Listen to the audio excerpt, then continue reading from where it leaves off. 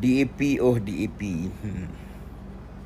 Apa nak jadi dengan DAP ni tuan-tuan dan puan? Especially bukan semua DAP tetapi penyokong-penyokong dinasti Lim tuan-tuan dan puan Apa yang berlaku baru-baru ini, sudah ada cerita bocor daripada DAP ke Straits Times Singapura mengatakan yang Azam Baki didapati tidak bersalah oleh jawatankuasa yang dibuat tu kan.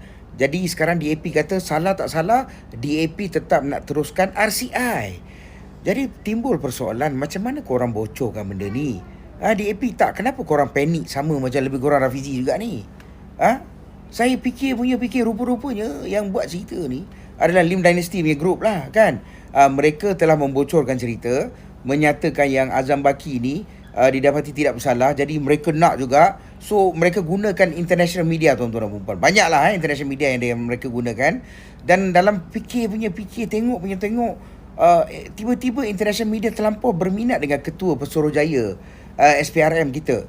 Sedangkan mereka langsung tidak berminat dengan negara-negara jiran yang ada juga ketua anti rasuah apa semua dekat negara mereka kan.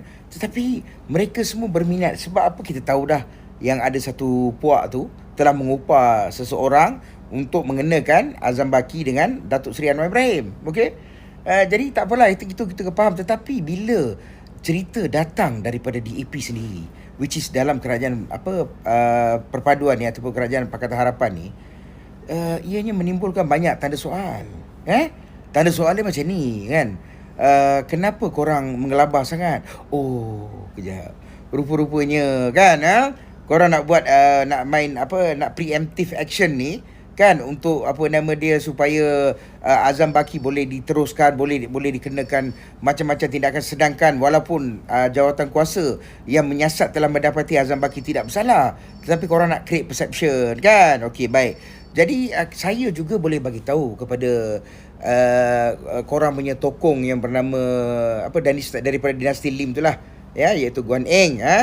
Dia punya kes terowong tu, dengan cerita memang dia sangkut. Memang kes tu tak boleh lari lah kan. Memang heavy lah kes tu. Kes tu memang ada ni lah. Saya pun boleh cakap macam tu kan. Jadi kita nak main perception. Jadi itulah pasal tak usahlah DAP.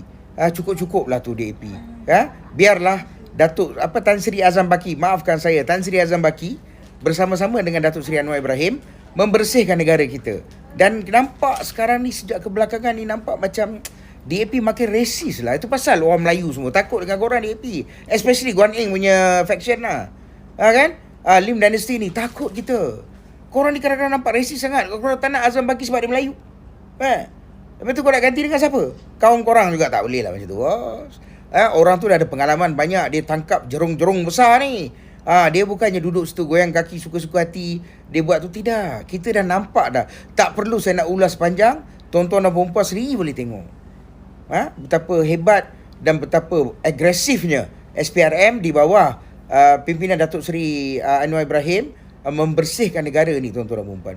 Seperti mana you all tahu, itulah yang membuatkan saya sangat-sangat suka dengan Datuk Seri Anwar Ibrahim ni, sebab beliau sedang membersihkan negara dengan menggunakan bantuan daripada Tan Sri Azam Baki. So DAP, please stop lah this cheap drama. Tolonglah. Lu tak boleh nak tolong, nak selamatkan tu tokong. Lu tukar berapa orang pun tokong tetap kena punya. Itu tokong Guan Eng itu Lim Guan Eng lu. Lu kalau tak salah lu tak payah takut lah, brother. Okey, boleh. Please guys, saya nak minta tolong share video ni merata.